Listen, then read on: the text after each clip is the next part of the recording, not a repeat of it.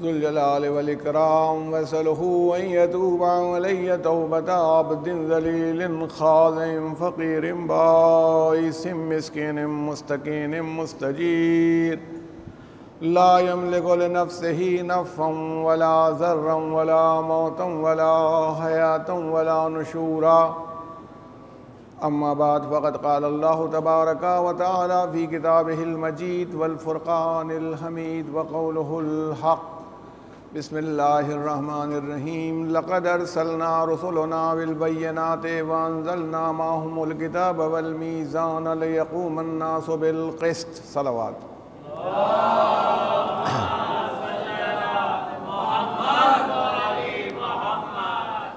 عزاداران امام علی مقام اور معزز سامعین، یہ اس سلسلہ بیان میں تیسری مجلس ہے اور 2 مجلسیں اسی قرآنی فقرے کے ذیل میں جو ایک آیت کا آدھا حصہ ہے آپ سے گزارش کر چکا ہوں۔ سورہ حدید قرآن مجید کا 57واں سورہ ہے، اس کی 25ویں آیت کا یہ پہلا حصہ ہے، جس میں پروردگار عالم نے یہ ارشاد فرمایا لقد، اور میں نے آپ سے کہا تھا کہ ہم لوگ ناواقف ہوتے ہیں عربی زبان کی ان نزاکتوں سے، برحال اتنا تو سمجھ ہی سکتے ہیں کہ کہا جا رہا ہے یقیناً بہت ہی تاکید کے ساتھ یہ کہا جا رہا ہے کہ رسولنا بھیجا ہے ہم نے، ارسلنا رسولنا ہم نے بھیجا ہے اپنے رسولوں کو۔ اللہ کہہ رہا ہے ہم نے اپنے رسولوں کو بھیجا ہے بالبینات، بینات یعنی وہ روشن دلیلیں، معجزے جن سے وہ پہچان لیے جائیں، ان کی آئیڈینٹی فکس ہو جائے، یہ معلوم ہو جائے کہ یہ اللہ کے بھیجے ہوئے رسول ہیں، یہ اللہ کی طرف سے آئے ہیں، اللہ کے فرستادہ ہیں۔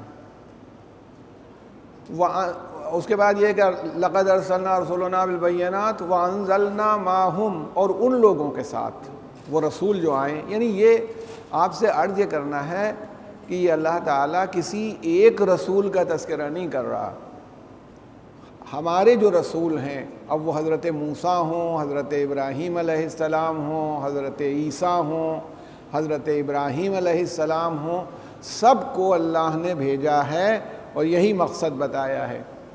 وَأَنزَلْنَا مَعَهُمُ الْكِتَابَ، ہم نے ان کے ساتھ کتاب نازل کی۔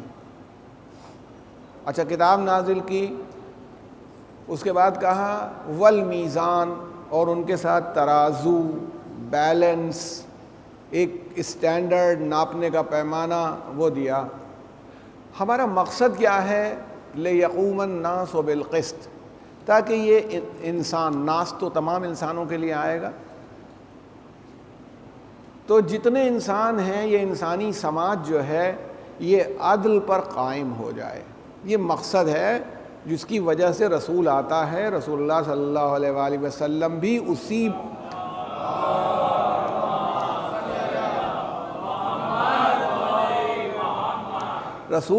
اسی مقصد کی آخری کڑی کا نام ہے۔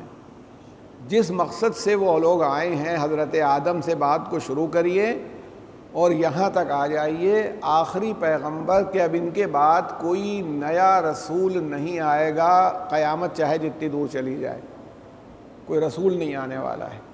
مگر مقصد کیا ہے؟ لِيَقُومَ النَّاسُ بِالْقِسْطِ، تاکہ انسان جو ہیں وہ عدل کے اوپر قائم ہو جائیں، یا انسانی معاشرہ عدل، جسٹس اس کے اوپر قائم ہو جائے۔ یہ کیا ہے۔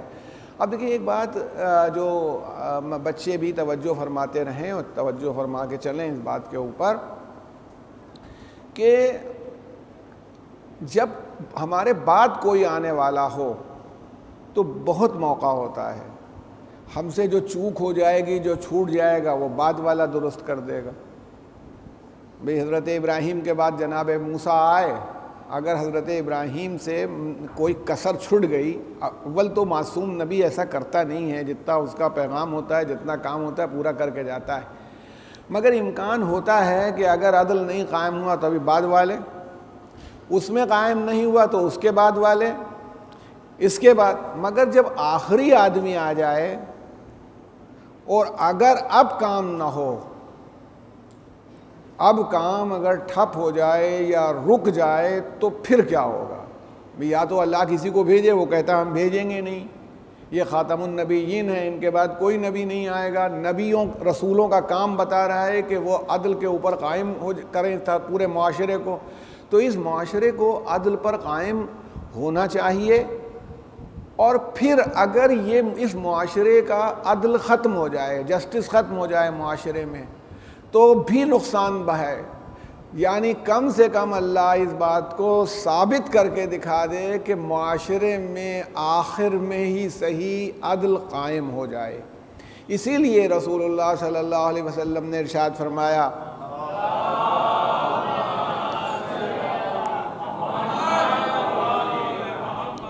ہمارے برادران اہل سنت، ہمارے سنی بھائی جو ہیں، ان کے ہاں 6 حدیثوں کی کتابیں بہت مشہور ہیں۔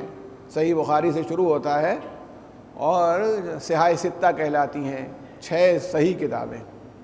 اس میں سنن ابو داؤد میں یہ روایت بہت ہی سند کے ساتھ نقل ہوئی ہے سنن ابو داؤد کی، کہ حضور نے فرمایا، رسول اللہ نے فرمایا کہ اگر قیامت کے آنے میں، یعنی یہ بالکل امپاسبلٹیز کو جب بیان کرنا ہوتا ہے، بالکل ان سے بات کو بتایا جاتا ہے تاکہ سمجھ لو کہ یہ ہونے والا ہے، جتنی ڈیفیکلٹیز ہیں وہ سب لا کر کے کہا اگر قیامت کے آنے میں ایک دن بھی باقی رہ جائے گا تو اللہ میری نسل سے ایک ایسے انسان کو لے کر کے آئے گا، میری اولاد میں سے ایک ایسے آدمی کو لائے گا جو اس دنیا کو عدل و انصاف سے اسی طرح بھر دے جیسے ظلم و جور سے بھری ہوئی ہے۔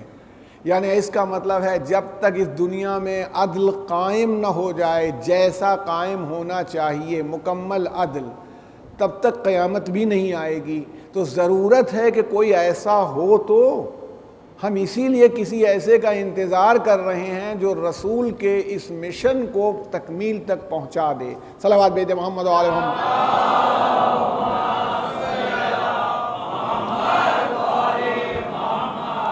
تو آپ سے یہ عرض کرنا ہے کہ میں نے اس موضوع کے اعتبار سے آپ سے کہا تھا کہ موضوع ہمارا یہی ہے کہ انسانی سماج میں یا انسانوں کے جو حقوق ہوتے ہیں، حقوق انسانی کے لیے اسلام محافظ ہے، بہترین محافظ حقوق انسانی کا اسلام ہے۔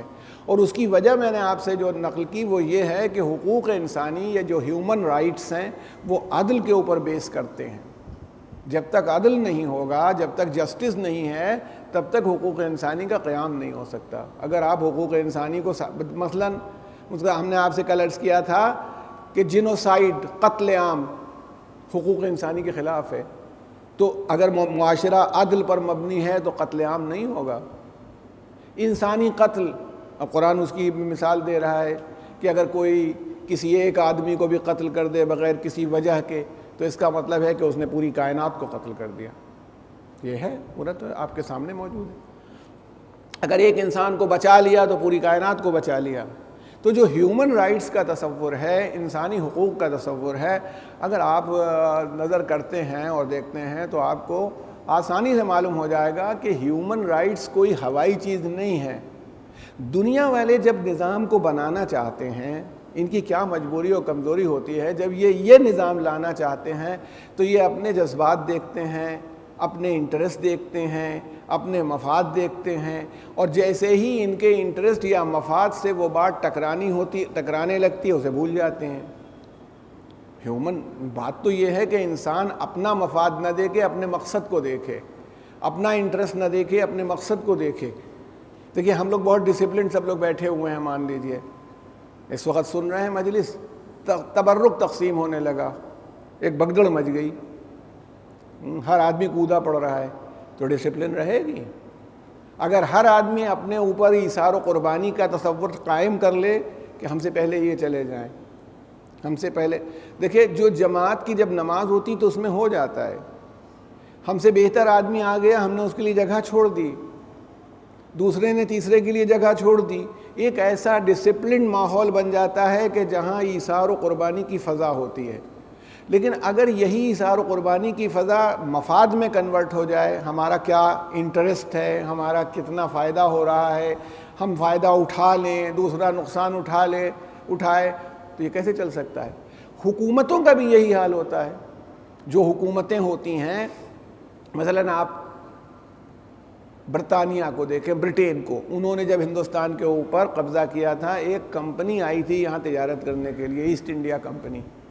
تجارت کرنے والی کمپنی کو حکومت کرنے سے کیا مطلب ہے؟ بھئی ایک بزنس کمپنی ہے، وہ ہندوستان پر قبضہ کر لیتی ہے. ہندوستان پر قبضہ کر لیتی ہے تو وہاں کے ملک کے لوگ یہ نہیں کہتے وہاں کی حکومت کے تم کاروبار کرنے گئے ہو کہ قبضہ کرنے گئے ہو، وہ ان کا ساتھ دیتے ہیں، اسی قبضے کو لیگلائز کر لیتے ہیں، پھر قابض ہو جاتے ہیں. اب قابض ہو جاتے ہیں، آپ اس وقت کی تاریخ پڑھیے، ہندوستان کی غربت کی جو اصل وجہ تھی، جتنا را میٹیریل تھا، جسے کچا سامان آپ کہتے ہیں، یہاں تیار کا یہاں نہیں بنتا تھا. کچا سامان انگلینڈ چلا جاتا تھا اور وہاں سے چیز بن کے آتی تھی، مہنگی ہم لوگ خریدا کرتے تھے، مجبور ہیں، کچے سامان پر ان کا قبضہ ہے، وہاں چلا گیا. آپ بتائیے یہ لوگ انسانوں کے حقوق کا خیال کریں گے؟ یہ ممکن ہے کہ یہ انسانی حقوق کے بارے میں سوچیں؟ آج جو ممالک ہیں، مثلا یہی امریکہ کو آپ لے لیجئے، ساری دنیا میں وہ ڈیموکریسی، جمہوریت کی تبلیغ کرتے ہیں. اگر کہیں جمہوریت ختم ہونے لگے تو وہ خود چلانے لگتے ہیں جمہوریت ختم ہو رہی. سعودی عرب میں جا کر کے وہ جمہوریت کو بھول جاتے ہیں، وہ کنگشپ کے موافق نظر آنے لگتے ہیں. اگر یہ واقعی کسی اصول کے لوگ ہوتے تو یہ ہر جگہ جمہوریت کی بات کرتے کہ بھئی یہ کنگشپ نہیں چلے گی تو جمہوریت ہونی چاہیے، یعنی یہاں جمہوریت، وہاں جمہوریت کی کوئی ضرورت نہیں. بحرین میں آئیے، اگر بحرین والے بیچارے اپنی کوئی حکومت بنانا چاہیں، ان کی میجارٹی جو چاہ رہی وہ نہ ہو، فلسطین پر ظلم ہو رہا ہو تو غلط نہیں ہے، فرانس میں اگر لوگ مر جائیں تو بہت غلط ہو گیا. یہ انسانی حقوق ہیں؟ انسانی حقوق ہوتے تو انسانوں کو دیکھا جاتا، اپنے ذاتی مفادات کو نہ دیکھا جاتا. لیکن یاد رکھیے، جب تک معاشرہ عدل کے اوپر آ کے نہیں ٹھہرتا، جب تک جسٹس کے اوپر آ کر کے سوسائٹی نہیں ٹھہرے گی، تب تک ہرگز انسانی حقوق ادا نہیں کیے جا سکتے، نہ انسانوں کو ان کا حق مل سکتا ہے. آپ ہندوستان میں آج دیکھ لیجئے، میں یہ کہتا ہوں، لکھا ہوا ہے کانسٹیٹیوشن میں، equality before the law and equal protection of law. قانون کے معاملے میں سب لوگ برابر ہیں اور قانون سب کے لیے یکساں ہے، سب کی کو برابر سے سب کی حفاظت کرے گا، سب کو ایکول پروٹیکشن دے گا. ہے ارے بھائی ہمارے پاس وکیل کرنے کا پیسہ ہی نہیں ہے، ہماری زمین پر جس کا جی چاہے قبضہ کر لیں، ہم کہاں سے لڑیں؟ ایکویلٹی بیفور دا لا ہے، کوئی زبردست آدمی ہے وہ اپنی بات منوا لیتا ہے، ہم کمزور آدمی ہیں، ہم اپنی بات نہیں منوا پاتے. کاغذ میں لکھا ہوا ہے ایکویلٹی بیفور دا لا. کسی آدمی نے بڑی اچھی بات کہی تھی، انٹرسٹنگ بات تھی، کہ وہ ایک آدمی، وہ وجے مالیہ صاحب جو تھے، وہ پتہ نہیں کئی ہزار کروڑ روپے لے کے نکل گئے، سب کو معلوم تھا جا رہے ہیں، اخباروں میں چھپا، جا رہا نکل گیا، اور پولیس ہیلمٹ نہ لگانے پر چالان کر دیتی ہے. بیچارہ غریب خالی اتنا تھا کہ ہیلمٹ نہیں لگایا تھا، اس کا چالان ہو گیا. وہ اتنے ہزار کروڑ روپے لے کے نکل گیا، کوئی پوچھنے والا نہیں کہ بھئی تو کہاں گیا، کہاں ہے، کچھ نہیں. تو کہاں ایکویلٹی بیفور دا لا ہے؟ مفادات ہیں، ہمارے انٹرسٹ ہیں، جہاں ہمارا انٹرسٹ ہے وہاں ہم سارے حقوق اور رائٹس بھول جائیں گے. جبکہ دیکھیے وہی لکھتے ہیں کہ کیا ہیں حقوق انسانی. آپ توجہ فرمائیے گا، حقوق انسانی میں ایک پوری انہوں نے سیریز بنائی ہے، اکنامک، سوشل، کلچرل رائٹس ہر آدمی کے پاس ہونے چاہیے. اکنامک، معاشی یا آرتھک جسے کہیں، سوشل جو سماجی ہے وہ ہوا، کلچرل جو رائٹس ہیں وہ جس کو آپ ہندی میں تو اس کا نام اردو والے تو کلچرل ہی کہہ دیں گے، وہ آپ اس کو سانسکرتک کہہ سکتے ہیں. یہ حقوق ہیں. اب یہ حقوق انہوں نے بیان کیے کیا ہیں. سب کو ایڈیکویٹ فوڈ ملنا چاہیے، جتنا کھانا ضروری ہے، ایسا ماحول بننا چاہیے سماج میں، ساری دنیا میں، کہ انسان کا پیٹ بھر جائے. ٹھیک، اس کے پاس جتنی لباس کی ضرورت ہے وہ پوری ہو جائے، اس کے پاس جو گھر کی ضرورت ہے وہ پوری ہو جائے. اس کے ساتھ اب انہوں نے کہا کہ جو سوشل رائٹس ہیں اس میں کیا چیز آئی کہ سوشل رائٹس کے اندر اس آدمی کو یہ مل جانا چاہیے کہ ہیلتھ کی اس کی ضرورت، صحت کی کوئی ضرورت ہے وہ پوری ہو جائے، ایجوکیشن اس کو حاصل کرنے کا برابر سے موقع ملنا چاہیے، ان کا سب کلچرل رائٹ کیا ہے، کا سب کام کرنے کا اس کے پاس حق ہے، رائٹ ٹو ورک ہونا چاہیے، اور اگر بڑھاپا آ جائے، بیماری آ جائے تو سوشل سیکیورٹی ہو، اب سرکار کی طرف سے آئے، این جی او کی طرف سے آئے، آرگنائزیشن کی طرف سے آئے، کیا کیا ہو، کھانا ہو، کپڑا ہو، مکان ہو، صحت ہو، یہ سب انسانی حقوق ہیں، ساری دنیا کی ذمہ داری ہے اور ساری دنیا کی حکومتوں کی ذمہ داری ہے، اپنے شہریوں کو بلکہ دوسروں کو بھی۔ یہ نہیں ہے حقوق انسانی اگر کسی حصے میں قحط پڑ جائے تو یقیناً ہونا بھی چاہیے، تو یہ نہیں کہ فلاں ملک میں قحط پڑ گیا ہے، نہیں، ہر ملک کی ذمہ داری ہے کہ اگر لوگ اکال سے قحط سے مر رہے ہیں تو انہیں کھانا پہنچائیں۔ اب یہ دیکھیے، یہ ہے نا، وہ رائٹ ٹو ورک ہو، کام کرنے کا حق ہونا چاہیے۔ اب کام کرنے کا حق ہونا چاہیے کہ کام کا پیسہ بھی ہونا چاہیے، یوں تو سبھی کو ہے، مفت کا مزدور ملے تو کام کرنے کا حق تو سب کو ہم دینے کو تیار ہیں، کام کرنے کا حق بھی ہو، ہیلتھ بھی ہو۔ آپ یہ بتائیے، خود ہم لوگوں کے پاس ہے، بمبئی جیسی جگہ میں سب کے پاس گھر ہے، سکون سے رہ رہے ہیں، سب کے پاس لباس ہے، سب کے پاس کھانا ہے، ہیومن رائٹس ہیں۔ ہندوستان کو آزاد ہوئے 70 سال کے قریب ہو رہا ہے، 70 سال سے زیادہ ہی ہو رہا ہوگا، اتنا زمانہ گزر رہا ہے، لیکن ہم اپنے شہریوں کو یا ہم اپنی حکومت سے حقوق انسانی جو ہونے چاہیے، یہ اکنامک، سوشل، کلچرل رائٹ نہیں پا سکے ہیں ابھی تک۔ کیوں نہیں پا سکے ہیں؟ یہ نہیں ہے کہ ہندوستان کے پاس وسائل نہیں ہیں، وسائل ہیں، ذریعے ہیں، مینس ہے، عدل نہیں ہے، جسٹس نہیں ہے۔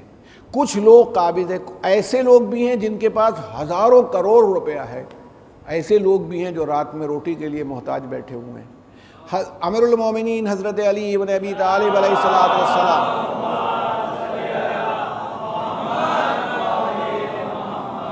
حضرت فرماتے ہیں، جب کوئی آدمی بھوکا سو جائے، اگر کسی آدمی کو رات میں کھانا نہیں ملا اور بھوکا سو گیا ہے تو یقیناً کسی نے اس کے رزق کو دبایا ہے، اس لیے کہ اللہ رازق ہے، اس نے تو سب کا رزق فراہم کیا ہے، کسی کو چھوڑا نہیں ہے۔ یہ بھوکا سو رہا ہے، اس کا مطلب کوئی ایسا ظالم اور جابر آدمی ہے جو اس کا رزق دابے ہوئے بیٹھا ہوا ہے۔ اے بھائی، میں آپ سے عرض کرتا ہوں، سچ عرض کرتا ہوں، یہ تو اللہ تعالیٰ نے ہم لوگوں پر کرم کر دیا، ہمارے اوپر رحمت کر دی کہ جو غلہ ہے اسٹور نہیں ہو پاتا۔ اگر سونے کی طرح غلہ بھی محفوظ کیا جا سکتا، آپ کریے محفوظ، اس سال 1.5 سال میں خراب ہو جائے گا، اس لیے بازار میں لانا پڑتا ہے آدمی کو، ورنہ ہم تو بھوکے ہی مر جاتے ہیں۔ بڑے آدمی بڑے بڑے گوڈاؤن میں رکھے رہتے کہ 50 سال بعد یہ گیہوں کام آئے گا، 150 سال بعد یہ گیہوں کام آئے گا، ان کے دماغ میں یہ تصور ہوتا۔ اسلام کیا کہتا ہے؟ کیسے حقوق انسانی کا محافظ ہے؟ ہولڈنگ حرام ہے، احتکار اسے عربی زبان میں کہتے ہیں، ہولڈنگ کرنا، جس کو آپ اپنی زبان میں جمع خوری کہتے ہیں۔ جمع خوری ایڈیکویٹ فوڈ نہیں پہنچنے دیتی، جتنا کھانا پہنچنا چاہیے نہیں پہنچ پاتا، تو جمع خوری حرام ہے۔ امام جعفر صادق علیہ السلام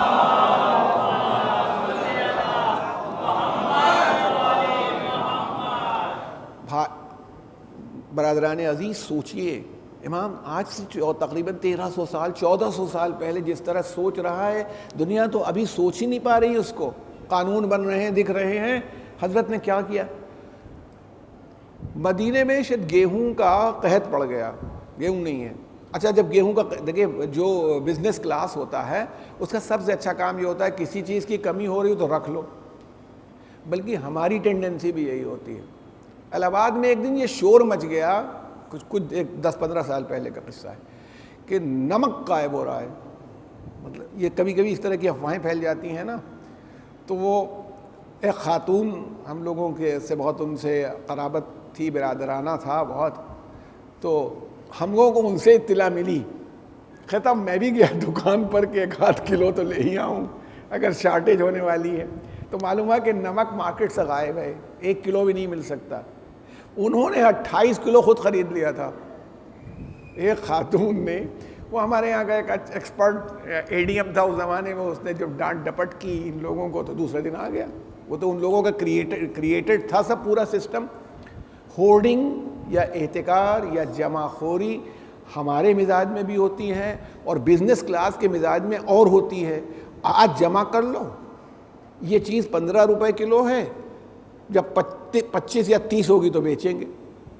یہ اس کا مزاج ہوتا ہے. تو اسی سے عام طور پر جو اسکیرسٹی کریٹ ہوتی ہے, جو ایک طرح سے کہ غائب ہو رہی ہے چیز بازار سے, اس کا راز یہ ہوتا ہے. امام جعفر صادق علیہ السلام نے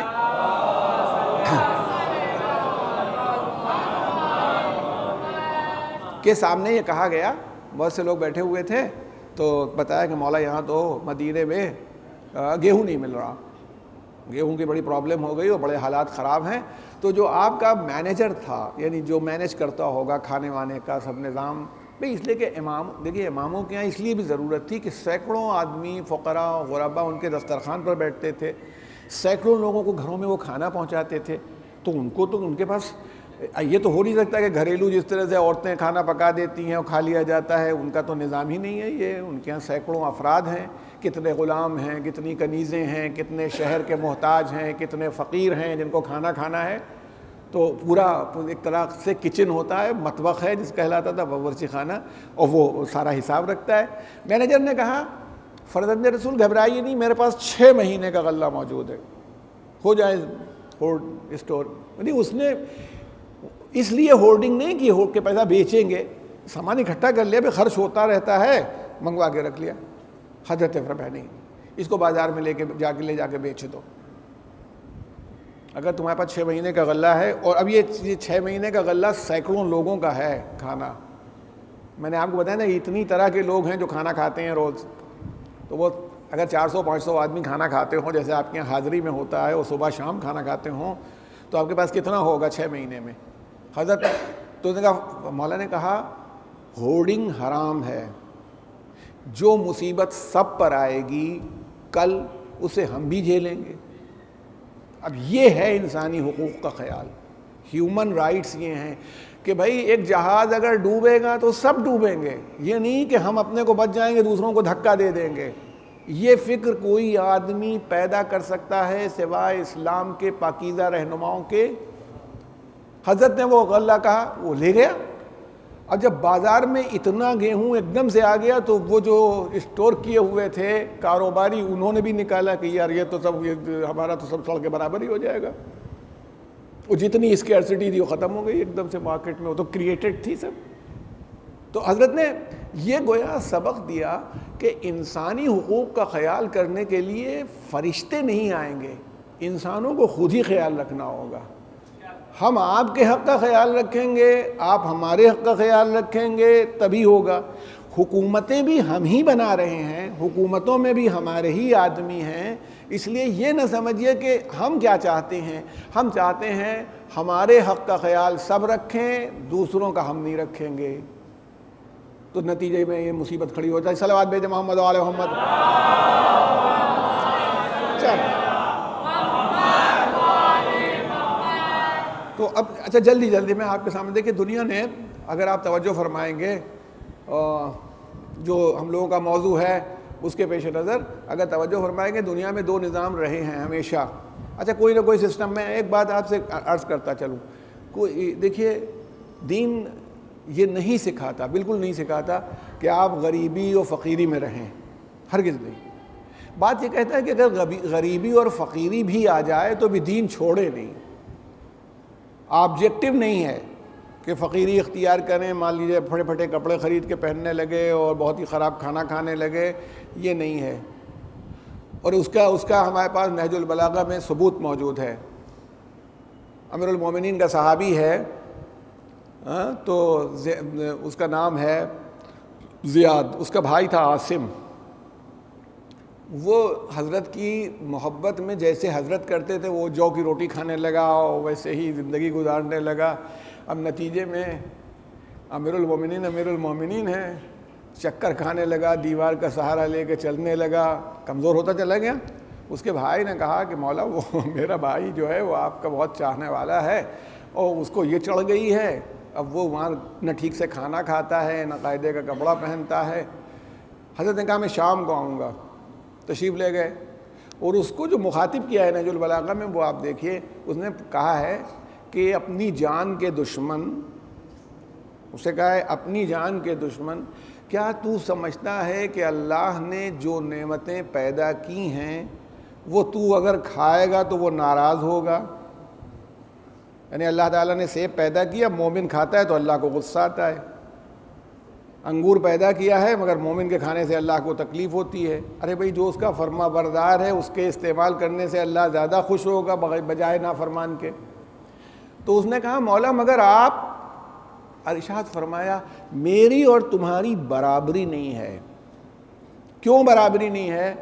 اس لیے برابری نہیں، ارشاد فرمایا کہ میں امیر المومنین ہوں، مومنین کا سردار ہوں، ائمہ عدل کا یہ فریضہ ہے۔ ائمہ کہتے ہیں امام کی جمع ہوئی، عدل جسٹس یعنی جو لیڈرز آف جسٹس ہیں، جن کا کام ہے کہ عدل کو قائم کریں، ان کا فریضہ ہے کہ وہ اپنے اسٹینڈرڈ آف لیونگ کو، اپنے معیار زندگی کو جو سب سے کمزور آدمی ہے اس کے برابر رکھیں۔ ہمارے یہاں نہیں کہ وہی اتنے لاکھ کا سوٹ پہن لے اور اتنے کروڑ روپے کی گاڑی پر چلے اور اتنا خرچہ کرے، نہیں، مولا فرما رہے ہیں اس کا کام یہ ہے تاکہ غریب، پور، اس کی پاورٹی جو ہے، اس کا فقر جو ہے اس کو ہلاک نہ کر دے، کہ روئن کر دے۔ جب وہ اپنے امام کو دیکھے گا کہ امام بھی اسی طرح زندگی گزارتے ہیں تو اگر ہم مجبوراً اس طرح کی زندگی گزار رہے ہیں تو کوئی شکایت نہیں ہے۔ اس لیے کہا میری ذمہ داری اور ہے، تمہاری ذمہ داری اور ہے۔ تو میں آپ سے یہ کہنا چاہتا ہوں کہ پاورٹی یا غریبی کو بنیاد دین نے نہیں بنایا کہ آپ غریب رہیں، پور رہیں، نہیں، ہرگز نہیں، یہ نہیں بنایا۔ لیکن اگر اسی لیے دیکھیں کہا، معصوم نے ارشاد فرمایا کہ اللہ نے جو سب سے بڑی نعمت انسان کو دی ہے وہ ایمان کی ہے، بلیف، مومن ہونا، ایمان رکھنا سب سے بڑی نعمت ہے۔ اور اس کا ثبوت بھی چھٹے امام کیا ملا ہے۔ کسی آدمی نے شکایت کی اپنے حالات کی، اکنامک کنڈیشنز کی شکایت کی، مولا میں بہت غریب ہوں، بہت فقیر ہوں، بہت یہ ہوں، تو مولا نے کہا نہیں یار بھائی تم تو دولت مند ہو، رئیس ہو، تو کہا نہیں ایک چیز تمہارے پاس بہت ایسی ہے جو تم بہت دولت مند ہو، بہت رئیس ہو، ایک چیز تمہارے پاس ایسی ہے۔ اب وہ کہتا، وہ بیچارے کے پاس واقعی نہیں تھی، نہ سونا تھا، نہ چاندی، نہ پیسہ، نہ دولت، تو کہا نہیں مولا، کہا اچھا ہمیں دو گے، جتنے میں چیچا ہے بیچ دو ہمارے ہاتھ، ہم خریدنے کے لیے تیار ہیں، تمہارے پاس ایک چیز ہے۔ تو اس مومن نے کہا کہ آپ فرزند رسول اگر میرے پاس ہے آپ یوں ہی لے لیجیے گا؟ نہیں نہیں، ہم پیسے سے لیں گے، قیمت تم لگاؤ، خریدیں گے ہم۔ کہا بتائیے؟ کہا ہماری محبت، ہماری محبت جس ریٹ میں بیچنا چاہو ہم ابھی بھی خرید لیتے ہیں تم سے۔ اس نے کہا فرزند رسول یہ تو ہم نہیں بیچ سکتے۔ کہا پھر اتنے امیر ہو کر کے اپنے کو غریب کہتے ہو؟ صلوات بھیجے محمد و آل محمد۔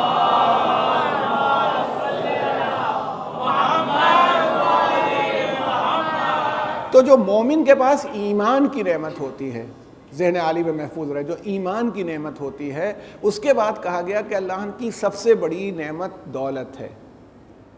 اللہ نے ایمان کے بعد نمبر 2 پر دولت آتی ہے، یعنی دولت ہو ایمان نہ ہو تو بیکار ہے، لیکن ایمان کے ساتھ دولت ہو تو سیکنڈ جو نمبر پر چیز آ رہی، کیونکہ ایمان کو سہارا دینے کے لیے بہت فائدہ مند ہے۔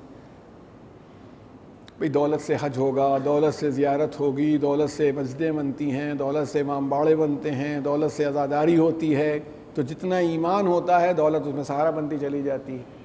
اور ارشاد فرمایا کہ اللہ کا انکار جو ہے، رسول کا جو انکار ہے، اس کے بعد یہ سب سے خراب چیز ہے۔ اللہ و رسول کا انکار کرنا، دین کا انکار کرنا، یہ سب سے خراب بات ہے، یہ سب سے بڑی لعنت ہے، سب سے بڑی برائی ہے۔ اور اس کے بعد دوسری برائی جو اس ذرا سا اس سے تھوڑی کم ہے، ارشاد فرمایا وہ ہے غریبی اور فقیری، کیونکہ وہ بھی اسی طرف لے جاتی ہے۔ یہ انسان کے پاس دولت نہیں ہے تو دماغ میں چوری کا خیال آنے لگتا ہے، کھانے کے لیے پیسے نہیں ہیں تو کہیں کسی کو لوٹ لیں، نہیں ہے تو جھوٹ بول کے قرض مانگ رہے ہیں، کسی کا سامان اٹھا کے لے کے بھاگنا چاہتے ہیں، کسی کو کے ساتھ فراڈ کرنا چاہتے ہیں، تو مولا نے فرمایا کہ دیکھو یاد رکھو دولت جو ہے وہ ایمان کے بعد سب سے بڑی نعمت ہے، اور فقر جو ہے وہ کفر کے بعد سب کے بعد نمبر 2 پر جو کمزوری ایول آتا ہے وہ فقر ہے یا فقیری۔ اب دیکھیں ذہن عالی میں رکھیں تو 2 سسٹم دنیا نے بنائے، اور دونوں سسٹم اکنامک سسٹم ہیں۔ ایک سسٹم اسلام نے بھی بنایا ہے۔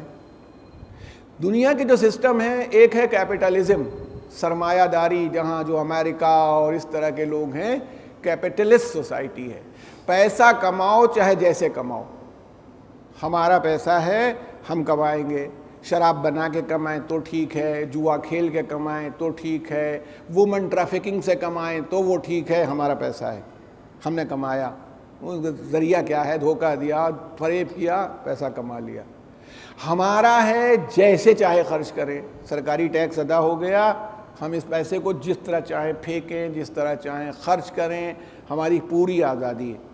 یہ وہ سسٹم ہے جو کیپٹلسٹ سوسائٹی دیتی ہے، سرمایہ دارانہ نظام میں یہ ہوتا ہے، ہیومن ویلیوز کوئی چیز نہیں ہے۔ اچھا اس کے مقابلے میں دیکھیں کمیونزم آیا، کمیونزم کو سمجھا جاتا ہے نیا ہے، نہیں، کمیونزم کو افلاطون جو پلاٹو تھا اس نے جناب عیسیٰ علیہ السلام سے 400 سال پہلے اس کا آئیڈیا دیا تھا، یعنی سب لوگ اپنی محنت کے حساب سے کام کریں اور ضرورت کے حساب سے ان کا پیمنٹ ہو جائے۔ یعنی میں ایک فیکٹری ہے، فیکٹری میں سب لوگ برابر سے کام کرتے ہیں، یہ انجینئر ہیں، یہ صاحب ورکر ہیں، یہ مینیجر ہیں، یہ اسسٹنٹ مینیجر ہیں، سب لوگوں نے کام کیا، اب تنخواہ بٹنے لگی تو سب کی ضرورت دیکھی گئی کہ ہے کہ 5-5 ہزار روپے کی ضرورت ہے، سب کو 5-5 ہزار دے دیے گئے۔ وہ یہ آئیڈیل کمیونزم یہی تھا، نہیں چلا پلیٹو کے زمانے میں۔ پھر اس کے بعد ایک دوسرا آدمی آیا، اس نے اس کو ڈیولپ کیا۔ پھر مارکس نے ایک تھیوری دی 19ویں صدی میں، جب روس میں بہت ظلم ہوا، زمینداروں نے بے پناہ ظلم کیا کسانوں پر، تو لینن کھڑا ہوا اور لینن نے اسی تھیوری کو لگایا، اور چونکہ مزدور اور کسان پریشان حال تھے، ان کو اچھا لگا کہ سب محنت کرو اور محنت کے بدلے میں سب کو برابری سے حصہ مل جائے گا، نتیجے میں کمیونزم آ گیا۔ مگر جب کمیونزم چلا، اب یہ دیکھیے سب سے بڑی بات میں آپ سے بتاؤں، مجبوری کیا ہوتی ہے۔ یہ جسے اشتراکیت یا کمیونزم کہتے ہیں، دیکھنے میں تو اچھی بات ہے کہ سب لوگ پوری محنت کریں، اور اس کے بعد اب میں کہہ رہا ہوں میں ایک کمیونسٹ کنٹری میں ہوں، میں ٹریکٹر چلاتا ہوں، میری ٹریکٹر چلانے کی ڈیوٹی ہے 8 بجے سے 5 بجے تک، 5 بج گیا، اب ابھی کھیت پورا جوتا نہیں، میں اٹھا اپنے گھر چلا آیا۔ اگر ایک آدمی کا اپنا کھیت ہوتا جس کو فائدہ ہو رہا ہوتا تو 5 نہیں 7 بج جاتا، پانی برس رہا ہے مگر چلا رہا ہے۔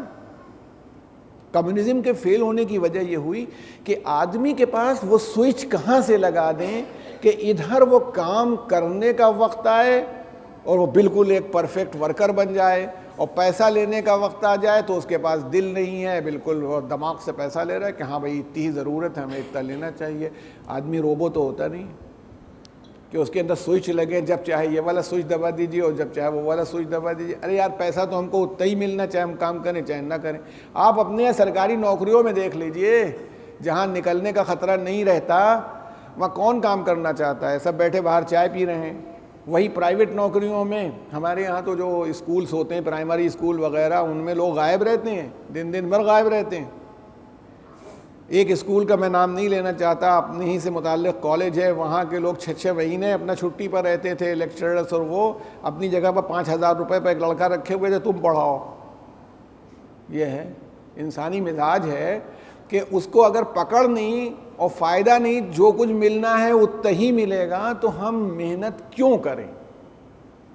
وہ کہتے ہیں جتنا کمایا ہے وہ تمہارا ہے، جیسے چاہے تم خرچ کرو۔ نتیجہ کیا ہوتا ہے کہ سماج نہ، ویلیوز ان کے پاس بھی نہیں ہے، ویلیوز ان کے پاس بھی نہیں۔ اسلام نے اکانومی پر بہت زور دیا، حضرت پیغمبر سے لے کے چلیے حضرت محمد مصطفیٰ صلی اللہ علیہ وآلہ وسلم۔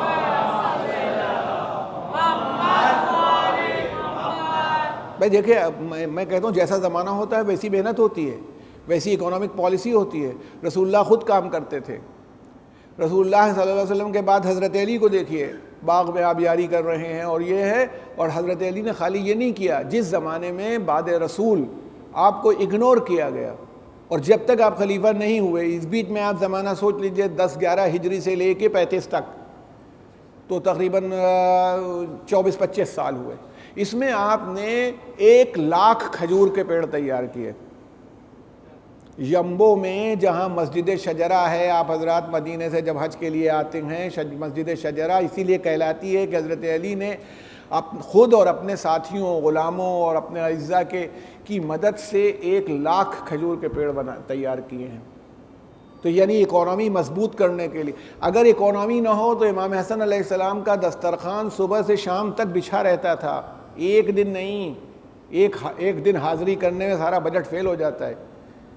امام علیہ السلام کا یہ حال ہے کہ صبح شام جس کا جی چاہے دسترخوان لگا ہے. وہ یہ بھی نہیں کہ صورت دیکھ کے کھلاتے ہیں, فلاں سے تعلقات ہیں تو اس کو بلا لیا, یہ غریب آیا تو بھگا دیا, وہ امیر آیا تو بٹھا لیا.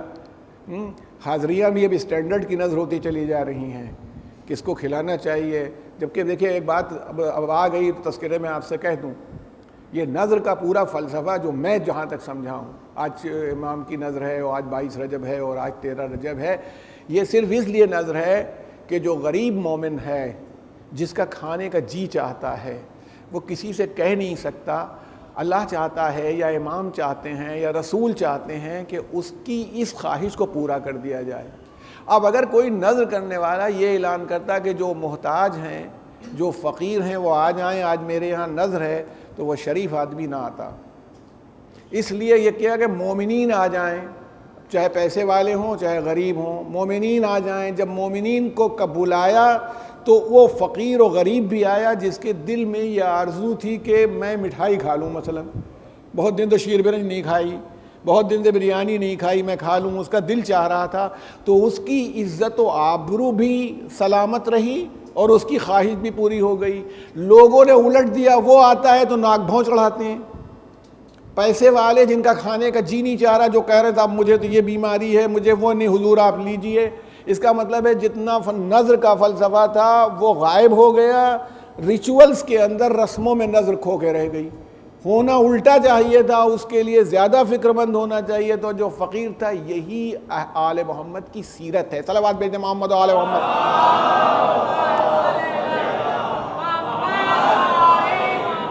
بس جلدی جلدی اس بات کو آپ کے سامنے لاتے ہوئے تو کہنا یہ ہے کہ اسلام نے دیکھیے کیا کیا. وہ ان کنٹرولڈ کیپٹلزم, جو سرمایہ داری تھی, اس کو بھی نہیں کہ جیسے چاہے کماؤ. نہیں, پیسہ محنت سے لایا جائے گا, کمایا جائے گا, اور بڑی قدر بھی کی ہے. ایسے میں بہت سے واقعات جلدی جلدی آپ کے سامنے نظر کرتا چلا جا رہا ہوں. ماشاءاللہ پڑھا لکھا مجمع ہے اور آپ لوگوں کی نگاہ ہے. دیکھیے حضرت رسول خدا کے زمانے میں ایک آدمی, اب اس زمانے میں محنت مزدوری ہوتی ہے, چلا جا رہا ہے, تیزی سے چلا جا رہا ہے. اچھا, جب وہ آگے جاتے ہوئے دیکھا لوگوں نے تو کہا یا رسول اللہ جوان ہو کر کے جوانی کو ضائع کر رہا ہے, کیوں؟ عبادت نہیں کرتا. اچھا, بہت سے لوگ یہ بھی ہو سکتا ہے آپ مجلس میں آئے ہیں, اب بیچارہ کوئی کام کرنے والا ہے جو ابھی لوٹ نہیں پایا اپنے گھر, وہ مجلس میں نہیں آیا. اب ہم سمجھ رہے ہیں کہ ہم ہی زیادہ بڑے مومن ہیں, وہ تو مجلس میں بھی نہیں آتے, میں تو مجلس میں بیٹھا ہوں. رسول اللہ نے سے کہا کہ یہ حضور نے فرمایا ہے کہ واجبات کو ادا کرتا ہے, نماز پڑھتا ہے, جو واجب ہے ظہر عصر مغرب عشاء فجر یہ پڑھتا ہے گا. کہاں بس واجب پر اکتفا کر لیتا ہے, پھر یہی اپنا کمائی میں نکل جاتا ہے, روزی میں. حضور نے فرمایا اس کا ہر قدم عبادت ہے. جو یہ روزی کمانے کے لیے اپنا قدم بڑھا رہا ہے, حلال رزق حاصل کرنے کے لیے بڑھا رہا ہے, اس کا ہر قدم عبادت ہے. گرمی کا زمانہ ہے, بہت شدید گرمی کا زمانہ تھا. امام محمد باقر علیہ السلام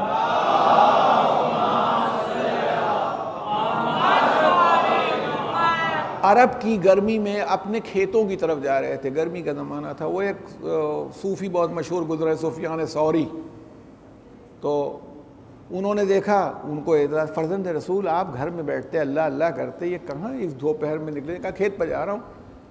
کہا دنیا کے لیے آپ اتنے فکر مند ہو رہے ہیں, کاش.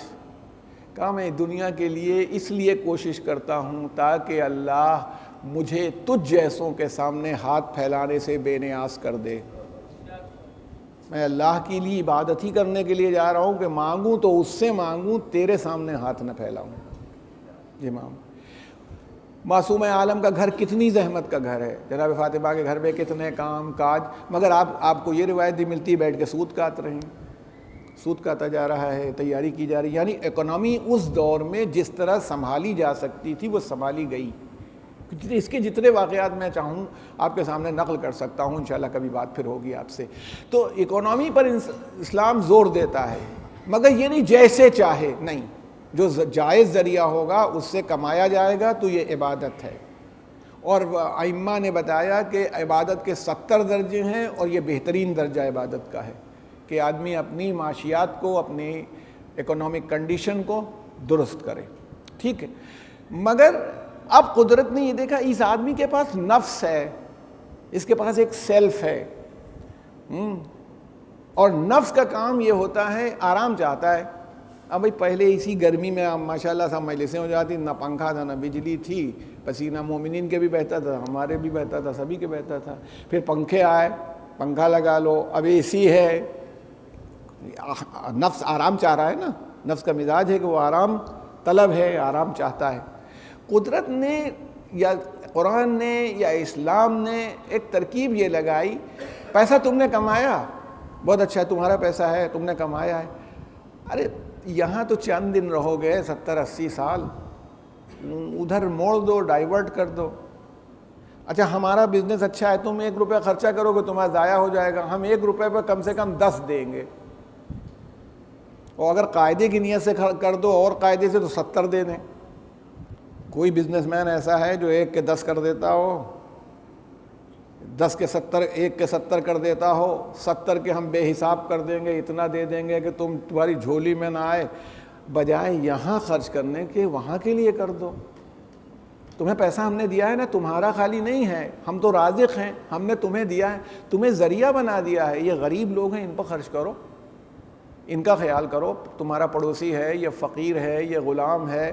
دیکھیں قرآن کہہ رہا ہے، آپ غور فرمائیے، سورہ بقرہ ہی میں شاید ہے، وَآتَ الْمَالَ عَلَىٰ حُبِّهِ، وہ لوگ اپنے مال کو خرچ کرتے ہیں اللہ کی محبت میں، وَآتَ الْمَالَ عَلَىٰ حُبِّهِ ذَوِي الْقُرْبَىٰ، اپنے قریبی عزیزوں پر، والیتامى، یتیموں پر، آرفنس پر، والمساکین، مسکینوں پر، وابن السبیل، جو مسافر بیچارے پریشان ہو جاتے ہیں کہیں پر جا کر کے، والسائلین، مانگنے والوں پر، وفی الرقاب، اور غلاموں کی گردن سے غلامی کا طوق اتروانے کے لیے، یہ ان کی تعریف کی ہے۔ اتنے ہیڈس ہیں کہ پیسہ کم پڑ سکتا ہے، ہیڈس کم نہیں پڑ سکتے۔ یہ کون لوگ ہیں؟ یہ انسان ہی تو ہیں، ذوی القربیٰ بھی انسان ہیں، یتیم بھی انسان ہیں، مسکین بھی انسان ہیں، وابن السبیل بھی انسان ہیں، اور آپ کو آپ کے ہاتھ سے کروا دیا گیا ہے۔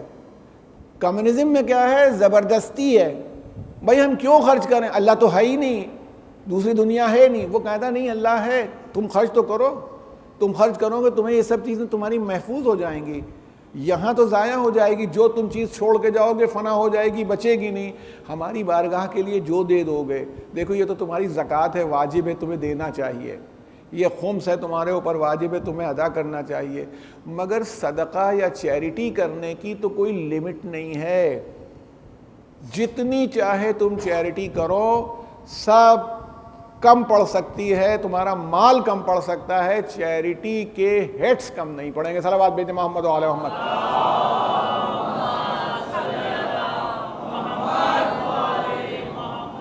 ارباب کرم، بس اب جو بات ہے گریز کرتے ہوئے تو میں نے کہنا یہ ہے کہ دیکھیں اصل بات یہ ہے کہ انسانی حقوق منحصر ہیں، ڈیپینڈ کرتے ہیں، جو ہیومن رائٹس ہیں وہ عدل پر ڈیپینڈ کرتے ہیں، اور میں نے آج آپ سے تھوڑی سی بات کی ہے اکونامک، سوشل اور کلچرل رائٹس کی، اور آپ سے بتایا کہ صاحب ایڈیکویٹ فوڈ ہونا چاہیے، کلودنگ ہونی چاہیے، ہاؤسنگ ہونی چاہیے، ایجوکیشن ہونا چاہیے، ہیلتھ ہونا چاہیے، رائٹ ٹو ورک ہو، یہ سب دنیا نے 1400 سال بعد بہت سوچ کے بنایا ہے۔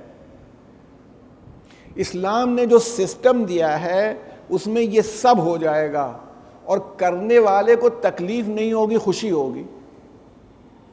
یہ بتائیے کوئی آدمی جب کسی غریب کو کپڑا پہناتا ہے تو خوش ہوتا ہے کہ تکلیف محسوس کرتا ہے؟ کسی بھوکے کو بٹھال کے کھانا کھلاتا ہے تو خوشی میں، اگر وہ واقعی مومن ہے، اور دکھاوے کے لیے نہیں کر رہا، ریاکاری نہیں کر رہا ہے، تو اس کا یہی عمل اس قابل ہو جاتا ہے کہ اس کو خود مسرت اور خوشی عطا کر دے۔ میں آپ سے کہہ رہا ہوں، بالکل ذہن میں رکھیے گا۔ دیکھیے جارج جرداق وہ آدمی ہے جو کرسچین ہے، لیبنانی ہے، ابھی 1.5 سال پہلے انتقال ہوا ہے۔ اس نے حضرت علی علیہ الصلوۃ والسلام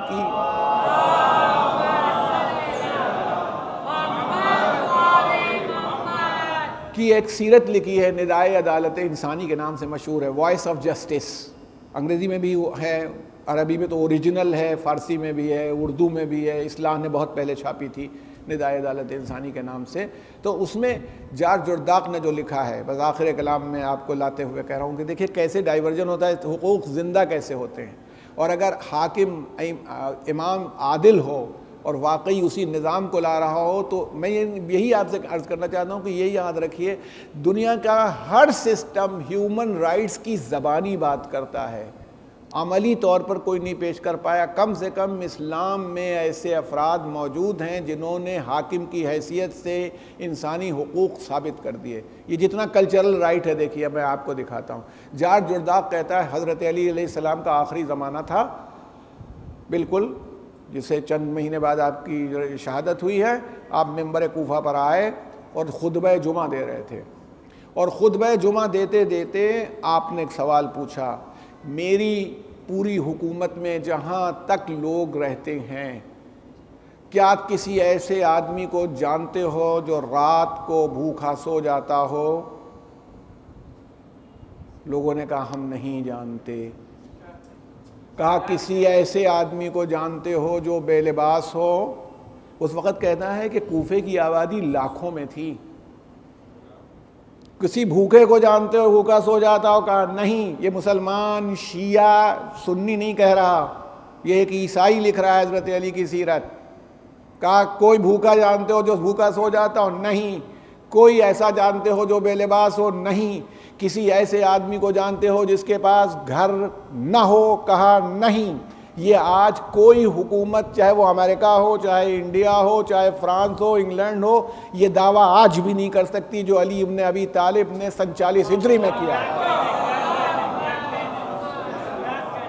یہ نہیں کر سکتی۔ یہ مطلب یہ میں نہیں کہتا کہ کوئی معجزہ نہیں ہے، اور یہ اس حاکم نے یہ بات کی ہے جس نے بڑی بڑی لڑائیاں لڑی ہیں اسی میں۔ کام کون کرنے دے رہا ہے؟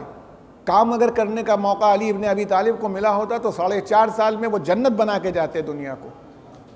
مگر افسوس یہ ہے کہ اس میں جبل کی لڑائی بھی ہے، اس میں صفین کی لڑائی بھی ہے، اس میں نہروان کی بھی ہے، اس میں ہنگامے بھی ہیں جو کسی دن آپ سے ذکر کر اب آئے گا تو کروں گا کہ کتنی پریشانیاں تھیں۔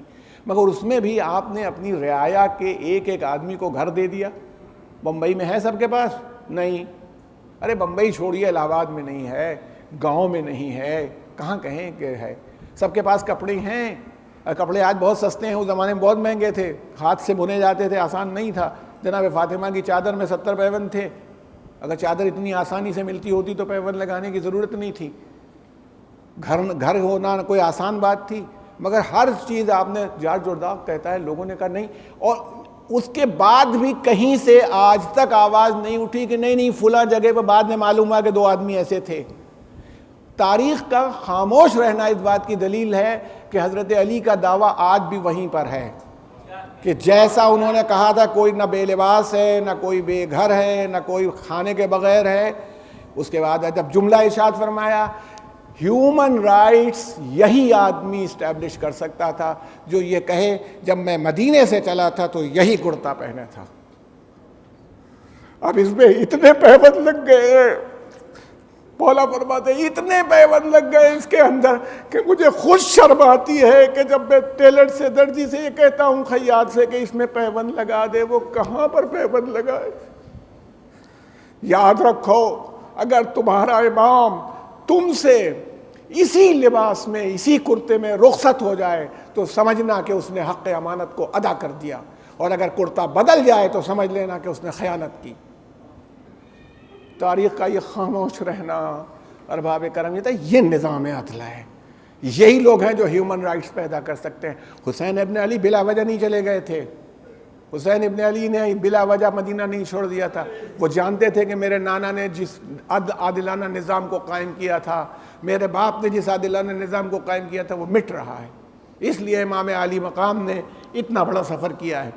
اچھا میں آپ سے پھر کہہ دوں، اکنامک کنڈیشن میں امام حسین کو کمزور نہیں سمجھیے گا، آپ یہ بات یقین کے ساتھ رکھیے، اکنامک کنڈیشن امام حسین کی ایسی ہی تھی۔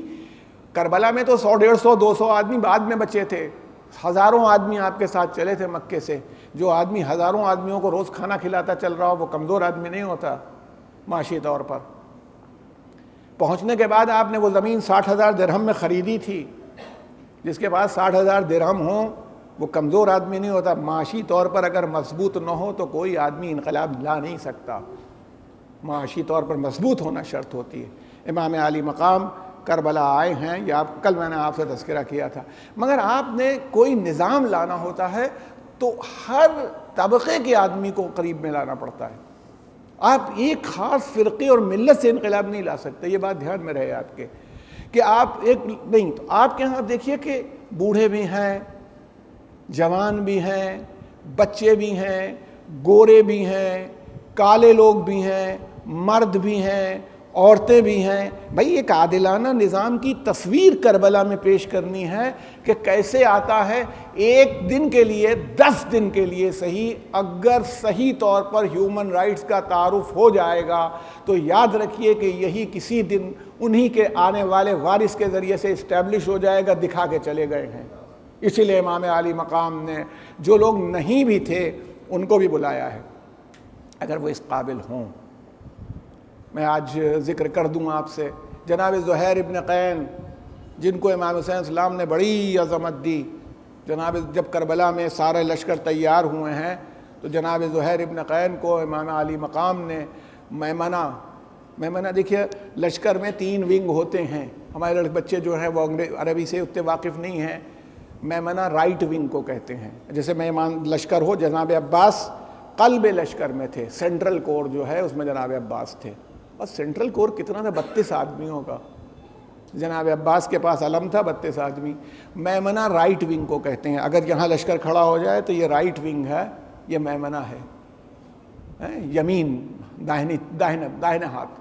اس میں جناب زہیر ابن قین کو کھڑا کیا تھا 20 آدمیوں کے ساتھ، اور جو لیفٹ ونگ تھا وہ میسرہ کہلاتا ہے۔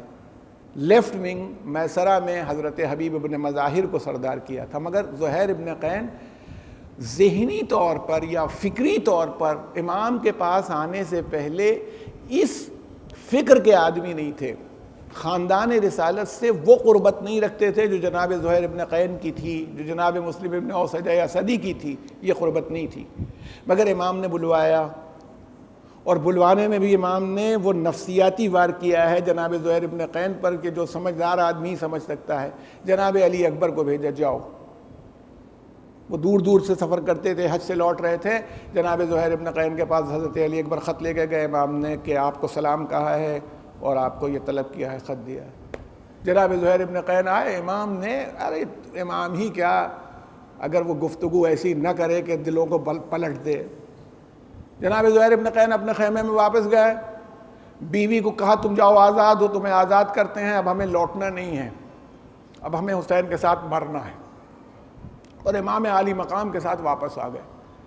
عالم یہ تھا، آپ اندازہ کیجئے کہ وہ شب عاشور ہو تب بھی جناب زہیر ابن قین کی شان یہی تھی، وہ صبح عاشور ہو تب بھی ان کا انداز یہی تھا، نہ بیوی سے کوئی مطلب رہ گیا، نہ بچوں سے مطلب رہ گیا، سب واپس کر دیے، بس امام کے ہمراہ ہیں۔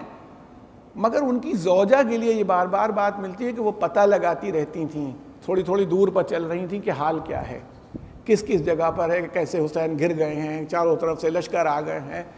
امام عالی مقام نے جس وقت تقریر کی ہے جناب زہیر ابن قین نے، رات میں امام نے کہا تھا میں بیعت اٹھائے لیتا ہوں، جہاں چاہے چلے جاؤ، تو حضرت نے فرمایا تھا جناب زہیر ابن قین نے، فرزند رسول ایک بار نہیں، اگر 1000 بار میں قتل کر دیا جاؤں اور پھر میری واپسی ہو تو آپ کی نصرت سے اپنا ہاتھ اٹھاؤں گا نہیں، آپ کی نصرت میں ایسی کرنے والا ہوں۔